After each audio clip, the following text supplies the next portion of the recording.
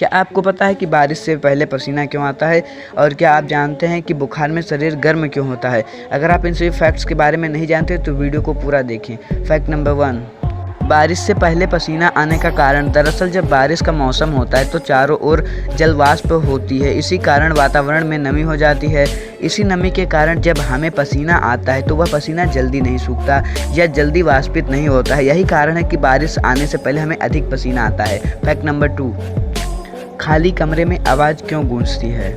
दरअसल जब कमरे में सामान होता है तो वह आवाज़ या ध्वनि को अवशोषित कर लेता है, जिस कारण आवाज़ गूंजती नहीं है। लेकिन जब कमरा खाली होता है, ध्वनि या आवाज़ खाली दीवारों से टकरा कर हमारे पास वापस आ जाती है, जिससे हमारी आवाज़ गूंजती हुई प्रतीत होती है। ऐसा ही खाली कुएं में आवाज़ देने पर होता है। फैक्ट नंबर 3, पटाखों के जलाने पर आवाज़ और रोशनी क्यों निकलती है? दरअसल पटाखे बनाने के लिए कई प्रकार के रसायनों को प्रयोग किया जाता है। जैसे पटाखों में आवाज़ के लिए पोटेशियम नाइट्रेट, एल्यूमीनियम पाउडर और सल्फर का इस्तेमाल किया जाता है। साथ ही पटाखे में लाल रंग की रोशनी के लिए सीजियम नाइट्रेट, पीले रंग के लिए सोडियम नाइट्रेट और हरे रंग के लिए बेरियम नाइट्रेट को बारूद के साथ मिलाया जाता है। इसमें नाइट्रेट की मात्रा बढ़ाने पर मिश्रण का रंग गाढ़ा पीला हो जाता है। इसी वजह से जलाने पर इसमें से पीला रंग निकलता है। इसका इस्तेमाल अधिकांश पटाखों में किया जाता है और जब ये रसायन आग के संपर्क में आते हैं तो तेज आवाज़ के साथ उसमें डाले गए रसायन के अनुसार दिखाई देते हैं। यही कारण है कि पटाखों से आवाज़ और रोशनी निकलती है। फैक्ट नंबर 4, गर्मियों के दिनों में सड़क पर पानी जैसा क्यों दिखाई देता है? इस घटना को हम मृग मरीचिका या मृग तृष्णा भी कहते हैं। यह घटना तभी होती है जब बहुत तेज गर्म हवाएं चलती हैं। यही घटना रेगिस्तान में भी होती है।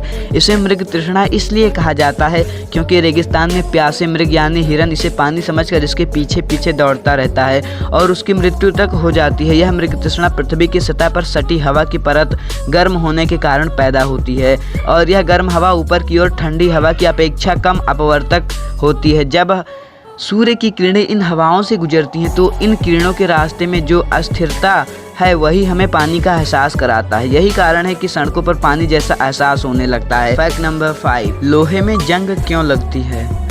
दरअसल जब लोहे को किसी नमी वाले स्थान पर रखा जाता है तो लोहे के कण ऑक्सीजन और नमी के साथ मिलकर क्रिया करने लग जाते हैं और इस क्रिया को ऑक्सीकरण की क्रिया कहते हैं। लोहे के कण ऑक्सीजन के साथ मिलकर लोहे का ऑक्साइड बनाने लग जाते हैं और लोहे में जंग लगने लग जाती है। लोहे में जंग लगने के लिए नमी और ऑक्सीजन का होना जरूरी है। अगर ये उपस्थित नहीं होंगी तो लोहे में जंग नहीं लगेगी।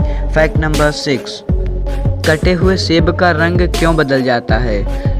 सेब में विशेष प्रकार के कैटेचिन, पॉलीफिनोल और कैफीटेनिन अम्ल पाए जाते हैं और साथ ही सेब में फिनोजेल, पॉलीफिनोल और ऑक्सीडेज जैसे प्रमुख एंजाइम भी पाए जाते हैं। जब सेब को काटा जाता है तो उसमें उपस्थित फिनोजेल और क्लोरोजेनिक एसिड हवा के संपर्क में आते ही कैटेचिन तथा क्लोरोजेनिक अम्ल का ऑक्सीकरण कर लेता है, इससे सेब का रंग भूरा हो जाता है।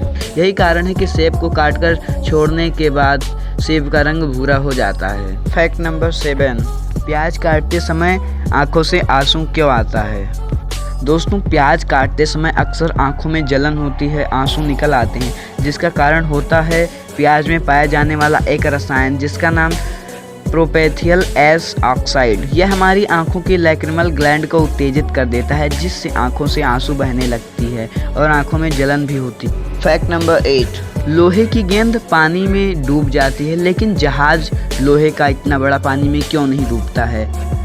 दोस्तों, आर्किमिडीज की सिद्धांत के अनुसार जब कोई वस्तु किसी द्रव में आंशिक या पूर्ण रूप से डुबोई जाती है तो उसके भार में कमी होती है। भार में आभासी कमी वस्तु द्वारा हटाए गए द्रव के बराबर होती है। लोहे की बनी छोटी सी गेंद पानी में डूब जाती है तथा बड़ा जहाज पानी पर तैरने लगता है क्योंकि जहाज द्वारा हटाए गए पानी का भार जहाज के भार के बराबर होता है। फैक्ट नंबर 9, सांप अपनी जीभ बाहर क्यों निकालते हैं? दरअसल सांप पृष्ठवंशी सरीसृप वर्ग का प्राणी है। सांप की कई प्रजातियां काफ़ी खतरनाक होती हैं। ऐसा माना जाता है कि सांप या उसकी प्रजाति के अन्य जीव अपनी जीभ की सहायता से सूंघते हैं और अपने आसपास के माहौल का पता लगाते हैं। यही कारण है कि सांप या उसकी प्रजाति के जीव बार बार अपनी जीभ बाहर निकालते हैं। फैक्ट नंबर 9, दोस्तों, आपने गौर किया होगा कि जब छींकते हैं तो आंखें बंद क्यों हो जाती हैं? दरअसल आंख खोलकर छींकना बहुत ही कठिन होता है, यह यूँ कहें कि नामुमकिन। दरअसल जब हमारी नाक में कोई धूल या बड़ा कण फंस जाता है तो हमारा दिमाग हमारे फेफड़ों को उसे बाहर निकालने का संदेश देता है और उसी को बाहर निकालने के लिए हमारे फेफड़ों को अधिक हवा बाहर फेंकनी पड़ती है और जो कोशिका हमारे आँख, चेहरे, मुख और नाक को कंट्रोल करती है, यह संदेश उस कोशिका को मिल जाती है और इसी कारण संदेश मिलने की वजह से छींक आने पर आंखें बंद हो जाती हैं। फैक्ट नंबर 10, सूर्य का प्रकाश पीला क्यों दिखाई देता है? दरअसल सूर्य हमें पीला हमारे वायुमंडल के कारण दिखाई देता है। यही पृथ्वी पर जो प्रकाश पहुंचता है वह प्रकाश छोटे छोटे कण यानी फोटोन के रूप में पृथ्वी तक पहुंचता है। ये फोटोन नीले, इंडिगो और बैंगनी रंग के होते हैं और ये फोटोन हमारे वायुमंडल में प्रवेश करते हैं तो बिखर जाते हैं, लेकिन लाल, नारंगी और पीला रंग बहुत कम बिखरते हैं क्योंकि दिन में पीला रंग सबसे कम बिखरता है, इसलिए हमें दिन में सूरज पीला नज़र आता है, लेकिन सूर्य का वास्तविक रंग सफ़ेद होता है। फैक्ट नंबर 11, बुखार में हमारा शरीर गर्म क्यों हो जाता है?